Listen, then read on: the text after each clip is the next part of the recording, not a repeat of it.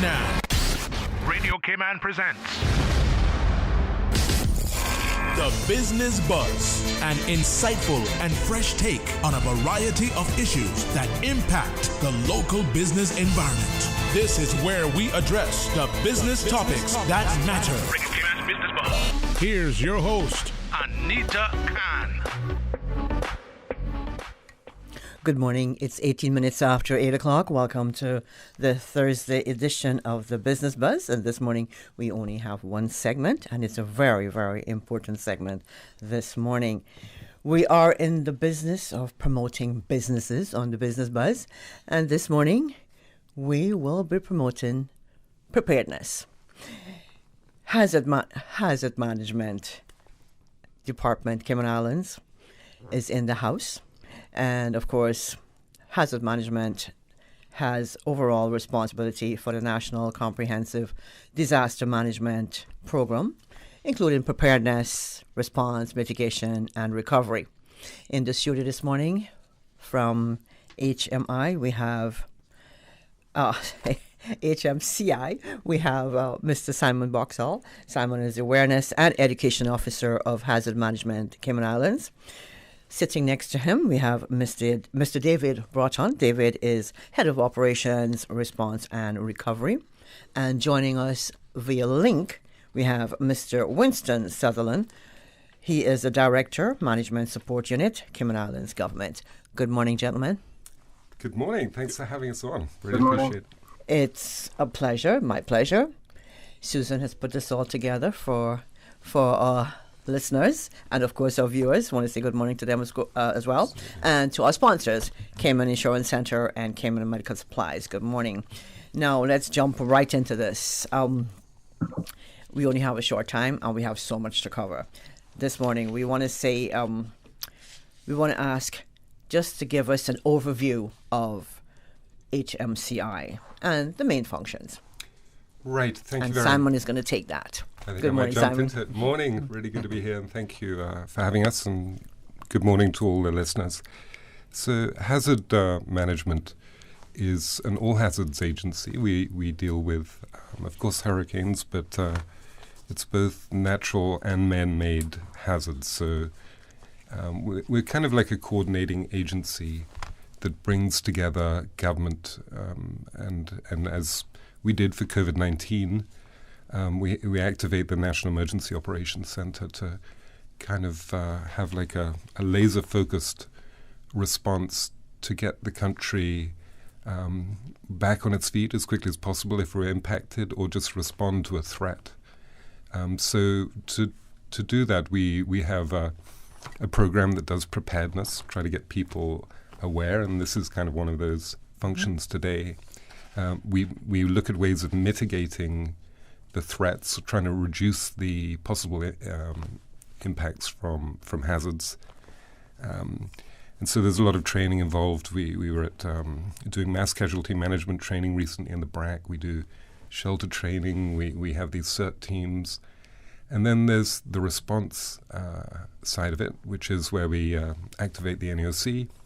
And then we look at how we recover and make sure we build back stronger, or take the lessons learned from things that have happened, and just try to ensure that we're more prepared or more resilient or less vulnerable, lower our risks. So it's an interesting agency, but I think a lot of people think of us as responding. We're not really. We've got so many partners, the Red Cross, ADRA, the volunteers, all the government agencies, or many of them. So it's kind of a broad mandate. Is there anything you'd like to add to that? No, I think you've covered that quite well. I think obviously any emergency needs to be dealt with in a multi-agency format, and the key role of Hmci is to ensure that that's done expediently, but also professionally in a coordinated fashion. So it's and as Simon quite rightly said, that risk analysis, that initial hazard awareness, can be anything. That as a major disruption to the island. So it's not just hurricanes, obviously. In the event of an emergency where you need to get that vital information out to the public quickly, really quickly, how will you be doing that, Simon or David or Winston? Well, we launched our National Emergency Notification System, and in fact Radio Cayman supports that effort as well, so we can interrupt all radios stations. Soon we're going to be launching a mobile app, which is, even if your phone is on silent, if you've signed on for the app, you'll get messages very quickly. Radio is very resilient, so even if we had power failure, we would be able to get messages to the public, explain, where the water trucks are and the relief distribution locations. We obviously have our social media channels, websites, but we have to ensure that we get the messages effectively to everybody, and we recognize some people obviously are not using computers or don't That's have right. mobile phones. So, I mean, I don't know if you noticed during COVID-19, we had a truck going through the communities with a loud hailer on the back of it. No, I didn't. Yeah, we were No. distributing messages like that. Again, we partner with so many agencies. I mean, if it came down to it, if we had to do an evacuation, say that there was a hazardous material spill, I mean, it's possible we'd have first responders going door to door and knocking on people's houses. Obviously, we try to look at ways of being as efficient and effective as possible at getting the messages out. And we're continually trying to sort of improve. And looking forward to the future, we hope one day to have something called cell broadcast, where if you're not even on the network, if your phone is within range of a tower, we can send a signal to you. So that's in the pipeline. Okay. It's an expensive solution, but we hope to get there one day. Hopefully. How often will you be updating the information on the various channels?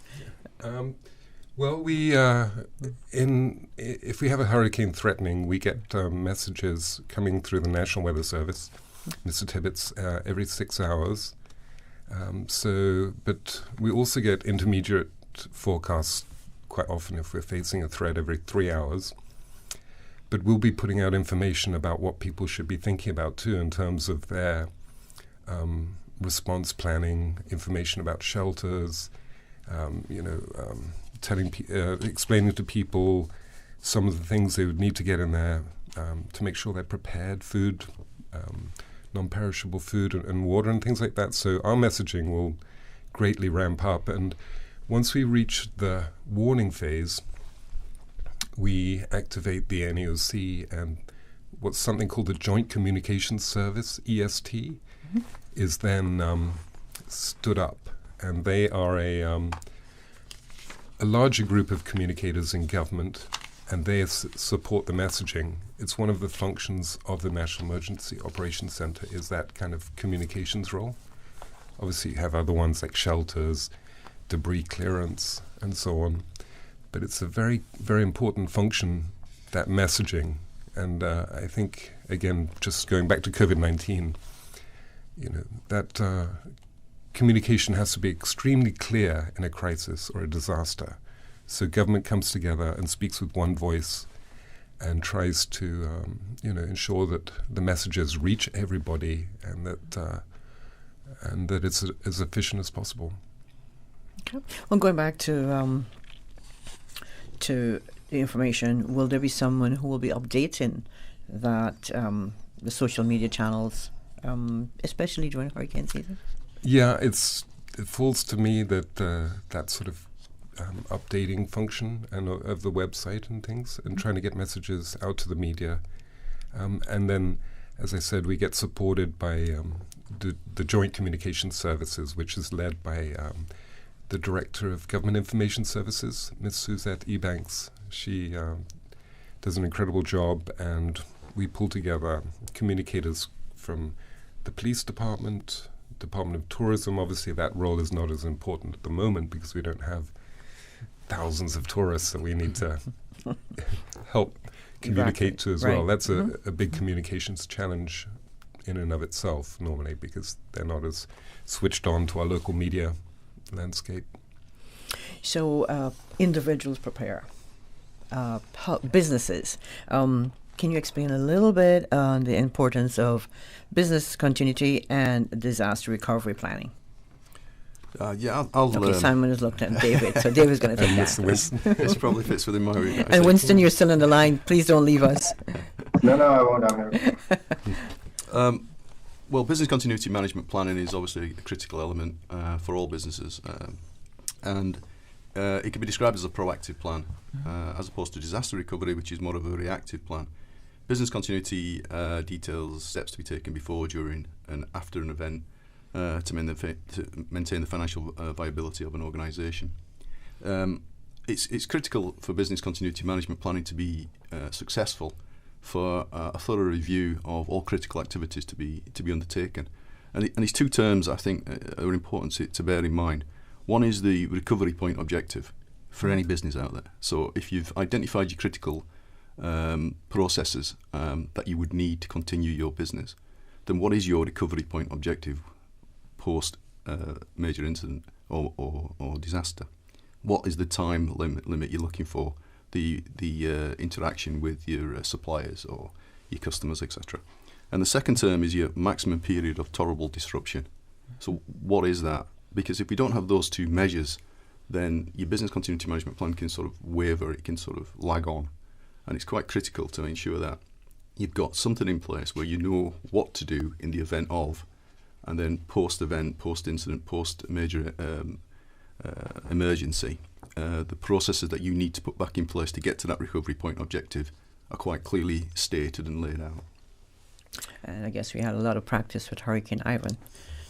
So we should know what to do, if this should happen. How often should a business go through their exercise process, getting everything prepared? That's a really good question, and there's no real answer to that. It depends on the complexity of whatever processes are being taken, whatever interaction you have with your suppliers or your customers or whatever it might be. You would say, obviously, it needed to be looked at on an annual basis, but I would take it further than that. I would say I would look to, depending on the business, of course, look to at least be aware of it, dress it down, as it were, dust it off every quarter, just have a quick scan through it, make sure that your supply chain in particular is not changed, or any sort of disruption that might interfere with your business or your processes. And as far as exercises go, it's always a good idea to exercise it at least on an annual basis, prior to obviously any sort of assumption that there may be some disruption coming along the way, i.e. a hurricane or some such other type of disruption. Now, what services are available from Hmci to businesses in terms of hazard awareness sessions? Thanks for that. We do offer business continuity awareness sessions. We sometimes assist people with their plan. We don't rate the plan for people, but we do assist them with it. Obviously, we look at the different threats and risks, because we're vulnerable to a whole range of hazards. But we also think it's one of the biggest single points of failure. And you mentioned Hurricane Ivan. Quite often ends up being the staff themselves. They're not able to come back because they're not prepared, or they have excessive levels of vulnerability. So we try to do awareness presentations too for staff, if we're invited along, and just try to ensure that they get ready as well.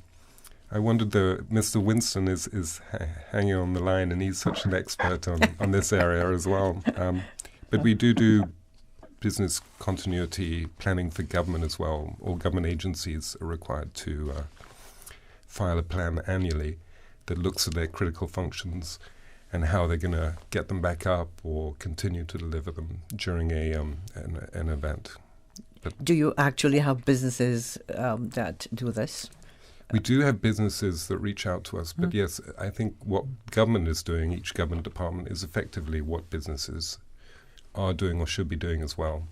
Identifying those core functions, looking at how they can keep it going. I mean, quite often you have businesses where a lot of the knowledge and skills and expertise is just in the hands of maybe one person or two people, and if something happens to them, or then there's a serious problem at the company.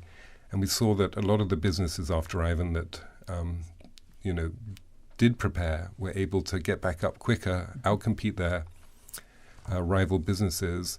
And those that didn't prepare, quite often, unfortunately, they went out of business, and that was the end of them. So, but yeah, what do you think, Mr. Winston? I know you're on there, and you're such a wealth of knowledge yourself. If you're still there, I wonder whether you would want to chip in on business continuity as well. Well, I think business continuity is not just for the business sector, but it's also for government. So I think you're quite right. If we work with the businesses to ensure that Cayman is resilient, then we all get back on our feet as quickly as possible. It's no good government being able to function if the business community, whether it's bringing in food or shelters or equipment, can't function. So I think Simon is quite right. We're working together in partnership with businesses. When they request help, we support plan exercises and other things with them, so that we're all ready and we can bounce back from any sort of a disaster. At the moment, we're talking about hurricanes. So I think it's just the mindset of being willing to work with each other to ensure that we're all ready and can respond in a very coordinated way is probably the most important point. Go ahead, David. Sorry, I was just going to quickly add to that. If there are nominated or persons out there that have responsibility for business continuity, there is obviously HMCI will assist wherever we can, but there is external support out there. Businesses might want to look at ISO 22301. It's an international standard. It gives good guidance on business continuity management planning. Can you repeat that, David? ISO 22301. International Standard on Business Continuity Management and Management Planning. There's also the Business Continuity Institute, which is a well-known organisation run out of the UK. And they do a good practice guidelines, a GPG, good practice guidelines. I think it's up to date now to 218. So again, these are all free online resources, and it gives good guidance, good steership to actually how to put a plan together and what to look at and how to look at it. Okay. Does HMCI conduct any sort of workshops for businesses in terms of hazard awareness sessions? And are these sessions free, or is there a charge? Yep, absolutely free. Absolutely free. Absolutely free. Again, there are, I think, companies out there that probably will actually help write a plan, but we will come along and we review people's plans, and we will give a presentation certainly on business continuity for businesses, and we do it all the time. People reach out to us. We do upwards of probably 60 presentations, 70 presentations a year. Many of those are in schools and things like that, but the business community certainly does reach out to us. Tends to happen though right after something big happens. Like once we had that earthquake last year in January, we were like, that was like, we did 25, 30 presentations. That's a great time to push awareness, right? Right. We're going to take a quick break, guys. In case you're just joining us, you're listening to The Business Buzz. In the studio, we have Mr. David Button. He's the Head of Operations, Response and Recovery at HMCI. Alongside him, we have Mr. Simon Boxall. He's Awareness and Education Officer at Hazard Management as well. And on joining us via a link, we have Mr. Winston Sutherland, Director of Management Support Unit, Cayman Islands Government, and he's also on hold. Susan, we're going to take that quick break, and when we come back, we'll look at the overall level of preparedness in the Cayman Islands. Oh gosh. Don't let the stress of taking care of loved ones get you down. Home care, now made easier with Cayman Medical Supplies. 100% Caymanian owned. Cayman Medical Supplies now stocks a wide range of home care supplies. Hospital beds, all types of wheelchairs, including beach access wheelchairs, lifts, commodes, shower chairs, walkers, Curad brand orthopedic supplies. Free blood glucose monitors with the purchase of 1 pack of test strips, blue underpads, and a whole lot more. Need home care convenience? Drop by Cayman Medical Supplies at 93 Smith Road, Windward Center, or call 949-6211. Free delivery. Open 9 a.m. to 5 p.m. Still delivering island-wide for your convenience. 2020. Unprecedented times, uncertainty, and literally a new way of life. Life happens, usually without warning. That is why making sure that your family is insured is so important. Cayman Insurance Center, 47 years strong, working to protect your family and your most valuable assets. Whether you need to get a quote, renew a policy, or file a claim, Cayman Insurance Center is here to protect you and your family. For more information, call 949-4657. Cayman Insurance Center, specializing in property, life, health, motor, and other lines of insurance products and services at affordable rates. It's not Toolfest again at A.L. Thompson's. Toolfest is the annual two-day event held since 2009. Not Toolfest is our travel-restricted version. Instead of 2 days, Not Toolfest is 2 weeks of the best prices of the year on select tools, buy one, get one offers, and a free laser level with tool purchases over $200. So plan now for a Not event that you cannot miss. May 21st through June 5th at A.L. Thompson's. It's not Toolfest, but it's almost as good. The DVDL Customer Support Unit is now open. Customers can book appointments for written and driving tests through DVDL's hotline at 945-8344. Option 1. That's 945-8344. Business Buzz.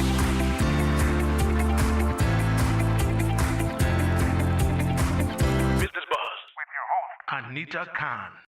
Welcome back to the Business Buzz. Good morning. Thank you so much for joining us on this beautiful Thursday morning. In the studio, we're speaking with the folks from Hazard Management, Cayman Islands, Mr. David Bodon. He's the head of operations, response, and recovery, and Mr. Simon Boxall. He's awareness and education officer of Hazard Management, Cayman Islands. And joining us via a link, we have Mr. Winston Sutherland. He's a director, management support unit, Cayman Islands government. Good morning again, guys. It's a pleasure to have you in the studio. I just love to hear about natural disasters, how we can prepare for them, and just make sure we're doing the right thing. And you're the right guys to speak to. So, how prepared are we in terms of overall level of preparedness compared to our regional counterparts? That's a great question. I think it's difficult because there's inherent vulnerabilities in Cayman.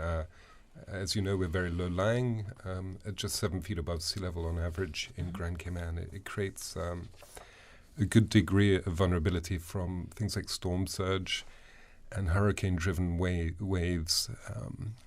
We're also close to the transform plate boundary line, so earthquake is a threat as well. Mm-hmm. So there's some vulnerabilities, just the very nature of where we live. I think, there's people working very hard, though, in Cayman to make sure that we are very prepared. And I was looking online yesterday. I think Cayman is now number one in the world in terms of the percentage of the population who's vaccinated. And I think, as we saw in our response to the COVID-19 crisis, I think, which is continuing, we responded very effectively. I think some would say anyway. I mean, obviously, there's been many people who have struggled with the impact to the tourism sector in particular. So many people have financially had and many businesses have struggled. But I think in terms of our preparedness, I do think we take it very seriously. I think many people do prepare, both as individuals, as families, as businesses.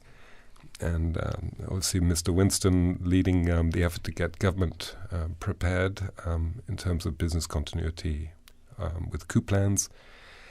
So it's a difficult question. I mean, we continually strive for improvement. I think we got people very passionate and they believe what they're doing is a very important job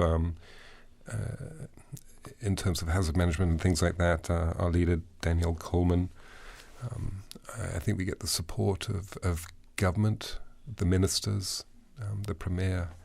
So I think it's something that people recognize as very important. So I think generally I would say that we are fairly prepared as a country in terms of how we would compare to other countries, I mean, I think we are fortunate in that economically Cayman is quite strong, so that gives us a good degree of capacity that maybe some other countries don't have. It's difficult to say, like I said, we have some really significant vulnerabilities just because we live on that belt around the equator where it's warm, and so we get these hurricanes. But I would like to think that we are pretty prepared, I would say, overall. That's comforting, Simon. Sorry, it was kind of a long answer. Tell us about Cayman Islands Community Emergency Response Team, CERT, the program, and what it is designated or designed to achieve. I'll jump in there too. And did you want to? Sorry, Mr. Winston, we keep forgetting that you're online there. Did you want to add anything to our sort of regional? Can I ask? Yeah. Yeah, so one of the things I should say, which might be very comforting, is that we have a very big wraparound of legal provisions, laws which are in place to tell people what to do. So it provides for hazard management. The police have regulations, the public health law is in place, there are rules even around the coroner's rules. So there's quite a big wraparound of legal provisions. And then we have the co-op plans, which we updated extensively last year. So on the back of COVID, we were looking to see how we would ensure that the Cayman Islands stayed safe during COVID. So last year, we did an extensive review of the co-op plans of all the ministries and departments. And this year, we're in the process now of updating those plans. The point of these plans is that when things are uncertain, that is where people look for guidance. So they're called standard operating plans, which is one of the words we want to mainstream going forward, the standard operating plans. It's in the language, but it's not necessarily widely used, so that people know that if something is in a plan, they shouldn't need to ask for direction. And that's why it's important for people to be constantly reviewing these plans and also discussing it with the people who work with them. So employee welfare is a big part of this, and managers, leaders are expected to be having conversations with their employees at this time to tell them what is in the plan, how it affects them, who does what, when they are to do it, so that when things get a bit uncertain, closer to in the proximity of a hurricane coming to these shores, after the hurricane, during the hurricane, people know what to do because they have been briefed. So those plans, I think, are robust. They are really, they're documented and they're available. They're not plans to be put in a shelf and put away. Every person should be aware of what is in the plan. That's also another key message. These are not secret documents. These are documents to be shared widely with all members of staff, all employees. So we know what we have to do to bring the services of government back on track after a hurricane. Okay. No, that's good to know, Mr. Winston. The CERT. Sorry? You asked about the CERT. The CERT, right, yes, yeah. So they, volunteers are so critical to our effort. So we were very pleased to do training in Little Cayman because obviously the sister islands are quite vulnerable because of they're relatively isolated from Grand Cayman and they've got smaller populations.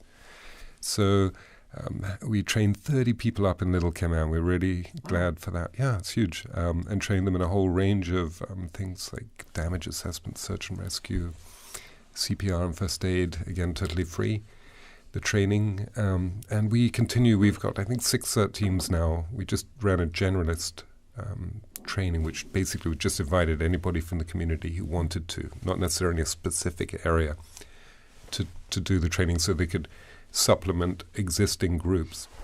But it's such a critical thing because quite often we know that if we get impacted by a major hurricane, for example, government's got to really focus on the core, get the critical services back up and running, hospital, police, the airport, the port.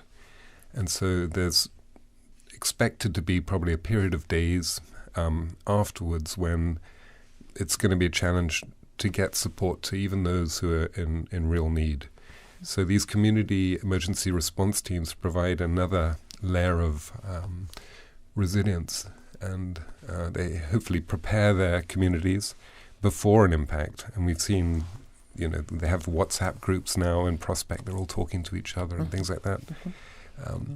So they're really a kind of a vital thing, and we're so grateful for the people that do step up to the plate to be part of these things. And if anybody's interested in starting a group, please reach out to Hazard Management. It just makes your community stronger, safer. You have more of a voice, I think, as a group with your elected representatives, and it certainly creates capacity in your community. People looking out for each other, looking out for the vulnerable, the frail, the elderly, and it's a vital program. We got a team now in the BRAC as well, Ms. Anita.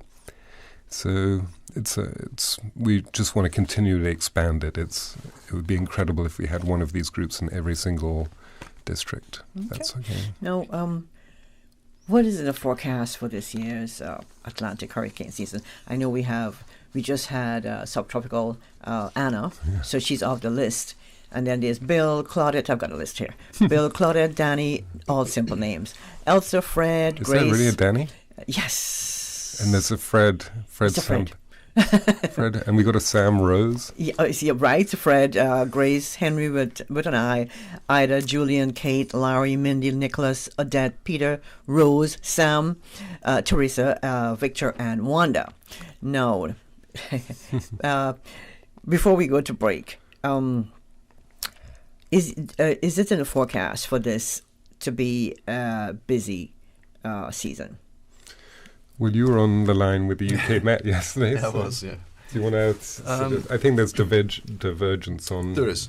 Yeah, I think they're forecasting an average, a slightly above average year, I believe was pretty much what the message was coming over. Okay.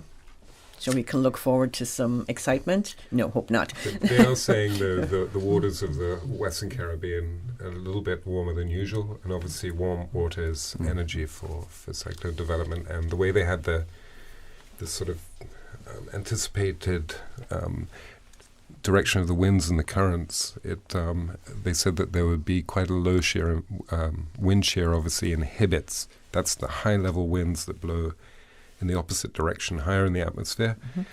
Wind shear is going to be fairly low, so that could lead to the development of some strong hurricanes this season.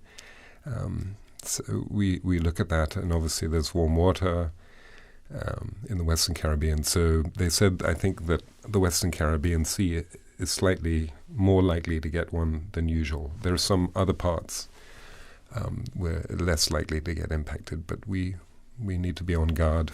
Okay. And Susan is going to kill me if I don't take a break. Let's go to break. When we come back, we'll look at some of the shelters. Susan?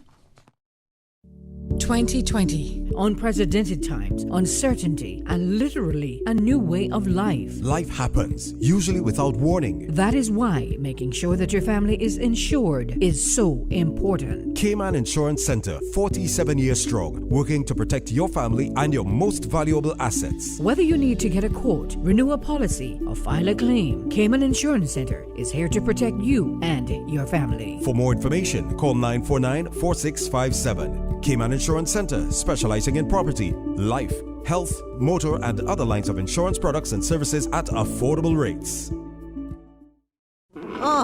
Oh gosh. Don't let the stress of taking care of loved ones get you down. Home care, now made easier with Cayman Medical Supplies. 100% Caymanian owned. Cayman Medical Supplies now stocks a wide range of home care supplies. Hospital beds, all types of wheelchairs, including beach access wheelchairs, lifts, commodes, shower chairs, walkers, Curad brand orthopedic supplies. Free blood glucose monitors with the purchase of 1 pack of test strips, blue underpads, and a whole lot more. Need home care convenience? Drop by Cayman Medical Supplies at 93 Smith Road, Windward Center, or call 949-6211. Free delivery. Open 9 a.m. to 5 p.m. Still delivering island-wide for your convenience. We asked 100 people what they would do with a little extra time. Top answers included hang with friends, sleep, volunteer, walking on the beach, watch TV. But the odd thing is, no one said, stand in line to pay my bill.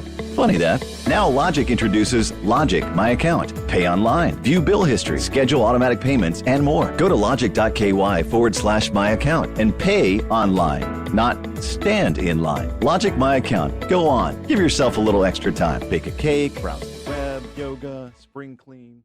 For 32 years, the Cayman Islands National Dance Company have performed well-received shows for enthusiastic audiences. For our 33rd season, we're grateful for the support, the dedicated dancers, and sacrifices made. So without further ado, Cayman Islands National Dance Company presents Gratitude. Gratitude celebrates over 3 decades of performances, both established and new dances. Gratitude is a must-see. June 5th and 6th at Hartwell Theater. Get your tickets today at Radiance Dance Studio, at the door, or call 926-1826. Sponsored by Caribbean Utilities Company, ARC Directors, Vi's Closet, and Radio Cayman. Business Buzz.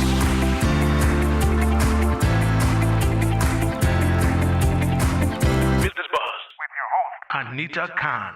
Welcome back to the Business Buzz. We're almost out of time on the Buzz this morning, and this is a very, very important for all our listeners and our tubers this morning. But Simon or David or even Winston, who's still online. Winston, are you still there?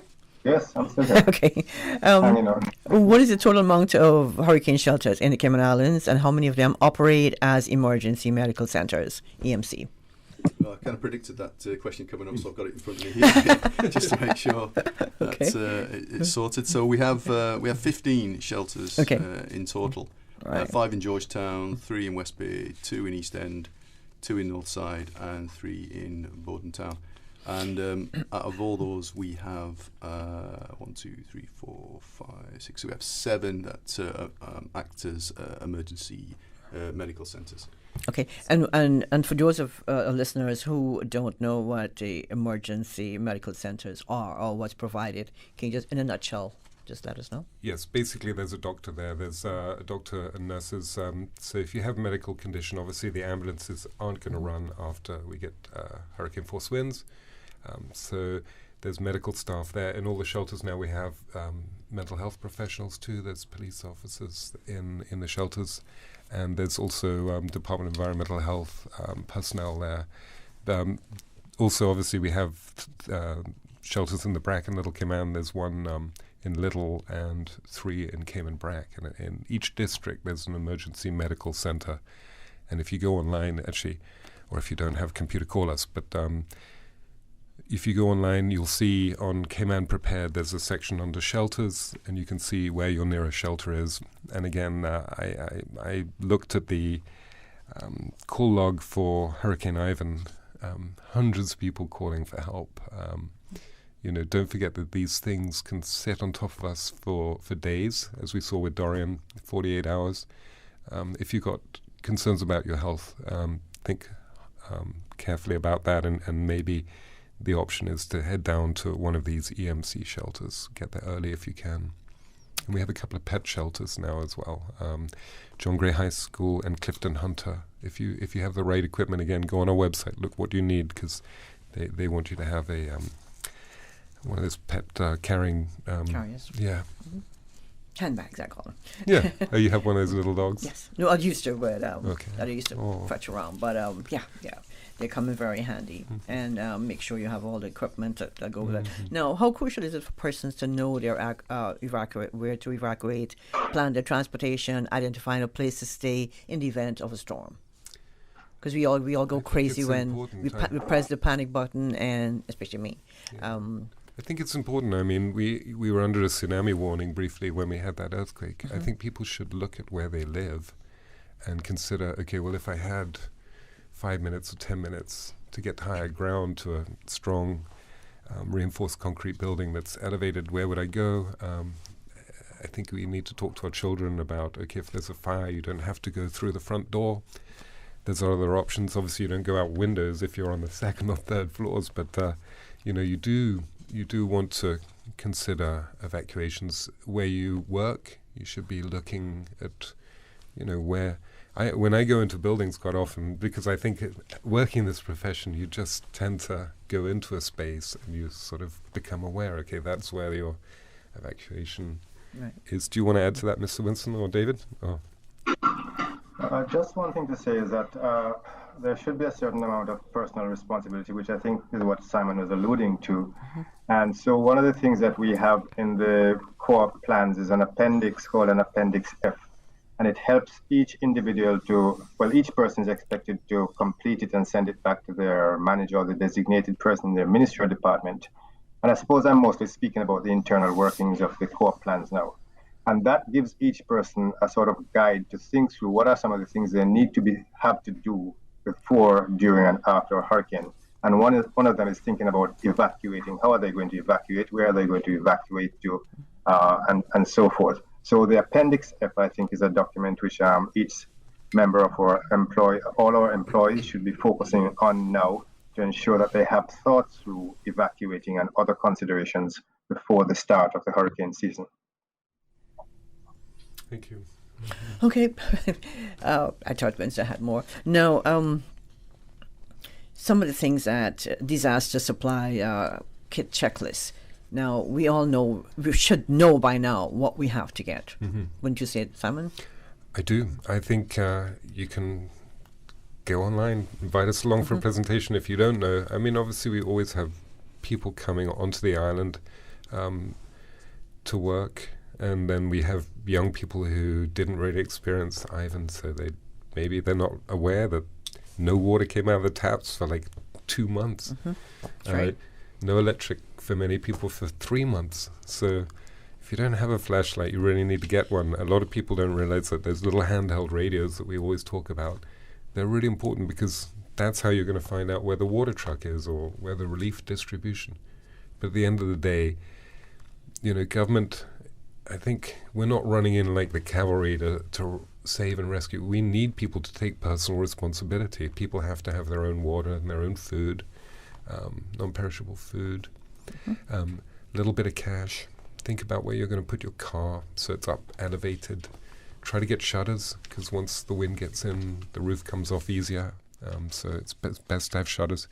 Trim back the trees because once you reduce the volume, they're less likely to fall. There's less surface area for the wind to push them down on top of your car or house or the wires. I mean, they knock out your wires.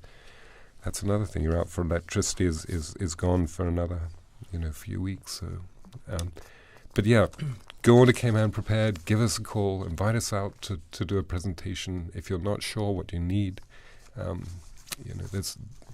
there's a whole list of things, but the basics are you've got to find somewhere to shelter where you're up above possibly 20 foot of surge. And what we experienced in Hurricane Ivan was 8 to 10 feet. We could have more. In Bahamas, in Dorian, they had 23 feet. We know, not wanting to scare people, but we need to really think, how high is your floor of your house above sea level? Is it 10 feet? Are you in a single-story house, so you've only got another 10 feet above your head? And when that surge comes in, it happens very quickly. It's not like a trickle. It comes in a matter of minutes. So you're not going to really have a time to escape then. So planning these things in advance is so important because you don't want to be in a house that's totally full of water. Yeah, I think, as Mr. Winton said, I think it's important, just like a fire risk management plan, it's important to walk through the plan. Because you can put it on paper and then when you walk through it, you realise certain elements might not work. And we're also out this weekend, aren't we, Simon, in relation to that? I forgot. That's right. We're going along to meet directly with the people. Come along. You can win a kit. We're going to be at Kirk Home Centre in the morning. Just building awareness. You can enter to win. They very kindly offered a $150 free kit, and we're going to pull the winner, I think, on Radio Cayman on June 1, and then the afternoon we're going along to Uncle Bill's from 1 o'clock to 5 o'clock. But like I said, 9 o'clock in the morning till 12:30 we're at Kirk's. Thanks for raising that. And they've sponsored these things with lots of great items in the kit. They put these, sometimes a cooler, different companies have offered different things, like LT. We went down to A.L. Thompson's. And we were at Costules last weekend, so we definitely appreciate the support of the community, the business community, helping us to get the message across and get people prepared. Okay. As we leave the program this morning, David, any final tips from you? Well, I guess the tips is in the actual name. It's be prepared. You know, prepare yourself, prepare yourself. Yeah, just make sure that you're ready for these things that are likely to occur. Walk through the plans. Speak to specialist advice if you need it. How about you, Simon? Yeah, just really grateful for the opportunity again. Get the message out. It's that time of year. We got to think about it again. So please, don't be scared. Be prepared. And before we cut you off, Winston, how about you? Just to say, the more prepared you are, the less anxious you will feel, the more confident you will be. And if you are not prepared yourself, you can't really help other people. Quite right, quite true. Thank you so much for hanging there, Winston, and we do appreciate you being on the line this morning with the rest of the folks in the studio. Thank you so much. And Simon? Thank you too, and David, and some of the other hazards we didn't cover. Pandemic, tsunamis, mass casualty, security, environmental. So we'll have you back in the studio at some point, right, Susan? We have lots to talk about, and we want to say thank you so much to get us at least started for the start of hurricane season. Thank you so much. Thank you very much. Thank you. Take care, everyone. And thank you to our sponsors this morning, Cayman Medical Supplies. Coming soon, Brack Medical Supplies, specializing in retail medical supplies in the Sister Islands. And a big thank you to Cayman Insurance Center as well, and to our listeners and viewers, and to our producer, Ms. Susan Watson. Thank you so much. From district to district, moving through the waters to Cayman Brack and Little Cayman. Your station, your voice. All things Cayman. One radio, many people. This is home.